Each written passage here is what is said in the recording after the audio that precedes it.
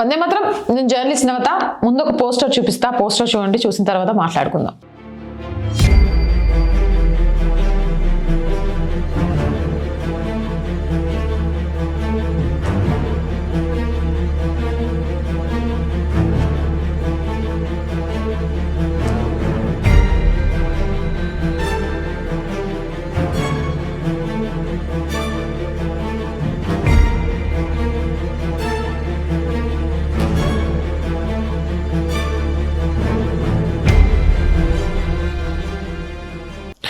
So poster చూశారు కదా, ఇది ఎక్కడో తెలుసా? తిరుమల తిరుపతి వెంకటేశ్వర స్వామి సన్నిధి.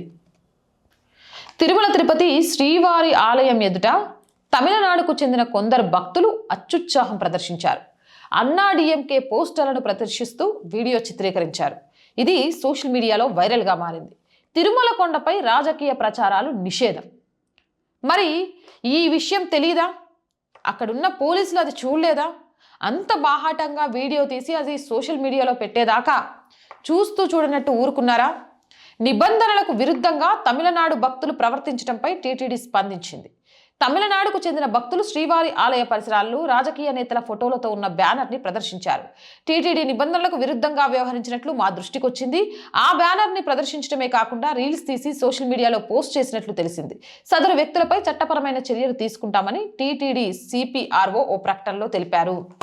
చర్యలు తీసుకుంటాం అని చెప్పినా కూడా లడ్డూ ప్రసాదం మొదలు పెడితే, అన్యమత ప్రచారం మొదలు పెడితే, లేకపోతే షాల్స్ మొదలు పెడితే, రీల్స్ చేయడం మొదలు పెడితే, ఈరోజు రాజకీయాలు చేయడం కూడా తిరుమల కొండ మీద మొదలు పెట్టేశారు. చర్యలు తీసుకుంటారు అని తెలిసిన తర్వాత కూడా ఇలాంటివి చేస్తున్నారు అంటే తిరుమల తిరుపతి దేవస్థానం ఏం చేస్తుంది అనా, లేకపోతే తిరుమల తిరుపతి దేవస్థానాన్ని అపకీర్తి పాలు చేస్తూ తిరుమల వెంకటేశ్వరుణ్ణి భక్తులకు దూరం చేయాలి అనా? అది సాధ్యమవుతుందా? తిరుమలలో రాజకీయ ప్రచారం అనేది ప్రమాదానికి సంకేతంగానే కనిపిస్తోంది. ఎందుకు అనంటే తిరుమల తిరుపతి దేవస్థానం మీద గతంలో కూడా అనేక ఆరోపణలు వచ్చాయి.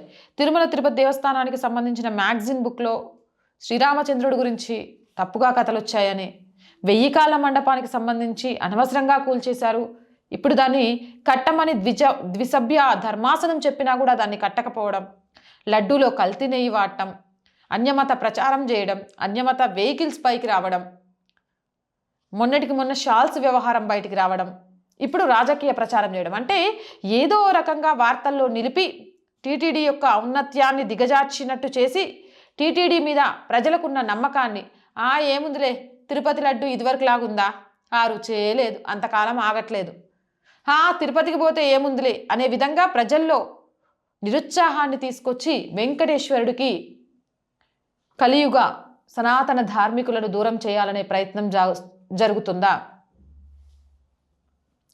ఇవి తిరుమల తిరుపతి దేవస్థానానికి సంబంధించిన కొన్ని నిబంధనలు. ఈ నిబంధనలను పాటించాల్సిందే అని చెప్పినా కూడా రాజకీయ పార్టీల కార్యకర్తలు దానికి అతీతంగా మా ఇష్టం, చట్టపరమైన చర్యలు ఏముంటాయి, ఫైన్ వేస్తారు, తప్పంటారు, క్షమాపణ చెప్పమంటారు, అంతే కదా. కానీ మేము తీసిన వీడియో ద్వారా మాకు మస్తు ఫాలోయింగ్ పెరిగిపోయింది కదా అన్నట్టు తయారవుతున్నారంటే ఆ బరితెగింపుతనానికి చెక్ పెట్టేది ఎలా? పెట్టకుంటే నిజంగా కూడా తిరుమల తిరుపతి దేవస్థానం ఇంకా ఇంకా ఇంకా ఇలాంటి అపకీర్తులను మూటగట్టుకునే పరిస్థితి రావచ్చు. అవునంటారా కాదంటారా? మీ అభిప్రాయం ఏంది? కామెంట్ సెక్షన్లో పెట్టండి. మోర్ వీడియోస్ కోసం ఛానల్ వెంటనే సబ్స్క్రైబ్ చేయండి. ఆర్ వాయిస్ పొలిటికల్ రెండు మన ఛానల్స్ చేయండి. So please subscribe our channels. అలాగే కంటెంట్ బాగుంది అనిపిస్తే లైక్ చేయండి, షేర్ చేయండి. ఆర్థికంగా ఆర్ వాయిస్కి సపోర్ట్ చేయాలి అని అనుకుంటే సబ్స్క్రిప్షన్ పక్కనే జాయిన్ అనే బటన్ ఉంది. 1 to 5 లెవెల్స్ ఉన్నాయి. ఏదో ఒక లెవెల్లో సపోర్ట్ చేయండి. లేదా స్క్రీన్ మీద గూగుల్ పే, ఫోన్పేతో పాటు అకౌంట్ డీటెయిల్స్ ఉన్నాయి. మీకు తోచిన సహాయాన్ని అందించండి. జై హింద్, జై భారత్.